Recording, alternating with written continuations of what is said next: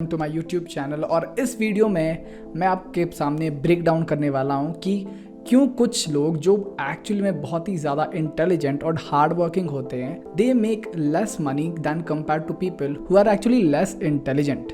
उससे पहले मैं आपको ये बता दूं कि अगर आप इस चैनल पे नए हो तो मेरे को सब्सक्राइब कर देना और इस वीडियो को लाइक कर देना क्योंकि यूट्यूब एल्गोरिथम सपोर्ट करता है उस चीज़ को, तो कर दो। ऑलराइट, सो मैं स्टार्ट करना चाहता हूँ इस चार्ट से जो मैंने बनाया है। तो इसमें हम लोग समझेंगे कि एक्चुअली में हो क्या रहा है। तो ये लाइन रिप्रेजेंट करती है एंटायर ग्लोबल पॉपुलेशन को और ये है मनी का excess, right. This 10 to 20 people actually own the most amount of money, right.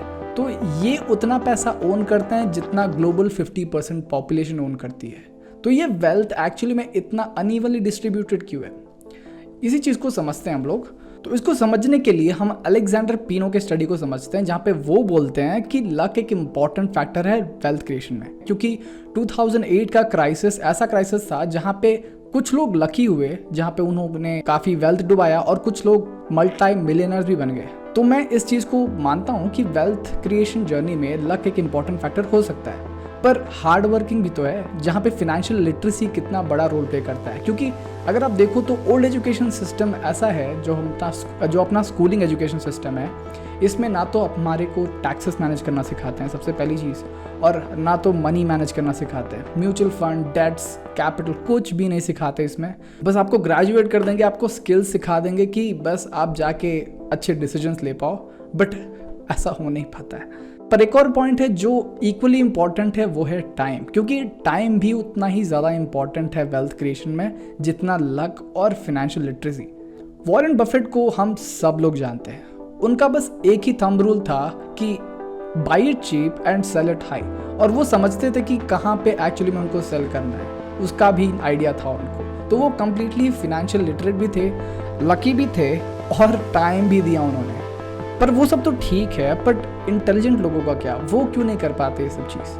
Well, answer है स्पेशलाइज्ड वर्क, और वो किसी एक चीज़ के लिए बहुत ही अच्छे तरीके से स्पेशलाइज्ड होते हैं। वो सब तो ठीक है, बट हम ये समझना चाहते हैं कि इंटेलिजेंट आदमी क्यों वेल्थ नहीं क्रिएट कर पाता compare to person who is less intelligent. अगर आप इंडिया की ही बात करो तो आपको पता लगेगा कि जो एक्चुअली में रिच है उनकी क्वालिफिकेशन भी उतनी अच्छी नहीं थी, और वो लोग ज़्यादा पैसा बना रहे than compare to the person who is actually a good engineer, scientist और बाकी सब।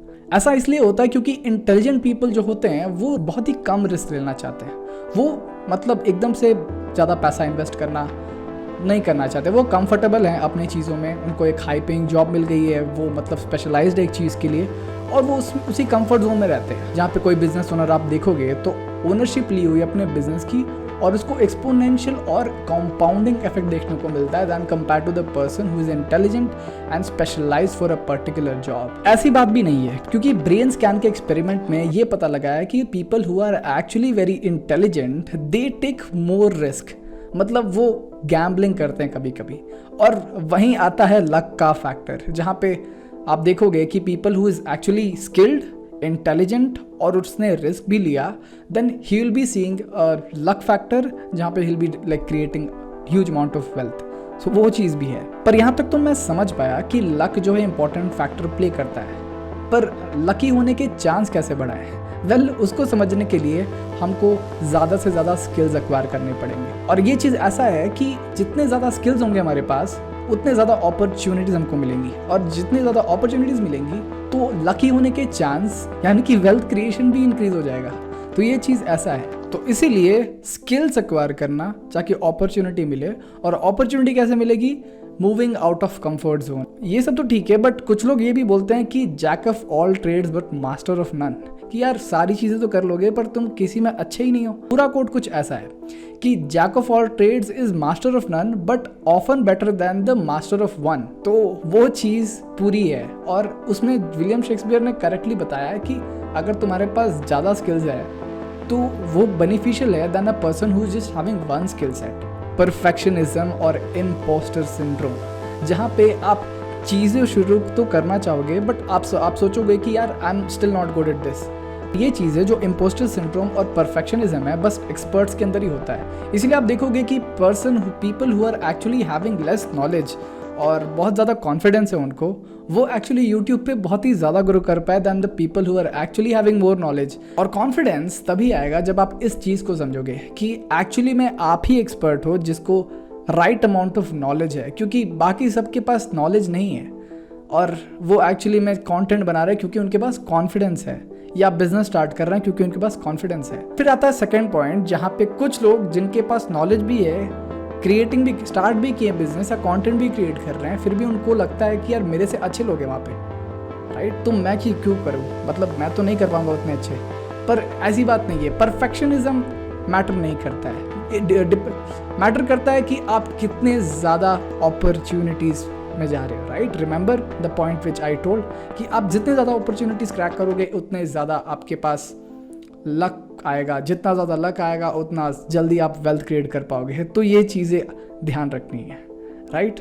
लक आपको तभी मिल पाएगा जब आपके पास ज़्यादा स्किल्स होंगी। तो यहीं पे सारे पॉइंट्स को हम लोग समझते हैं कि लक जो है इंपॉर्टेंट फैक्टर है, बट लक हम लोग कैसे बढ़ा सकते हैं अपने चांसेस लकी होने के, वो है नए स्किल सीखना, क्योंकि नए स्किल सीखेंगे तभी अपॉर्चुनिटीज़ ज़्यादा मिलेंगी, और जितने ज़्यादा अपॉर्चुनिटीज़ मिलेंगी तो राइट टाइम पे right opportunities, right skill set आपको वेल्थी बनाएगा, जो कि लकी बनाएगा।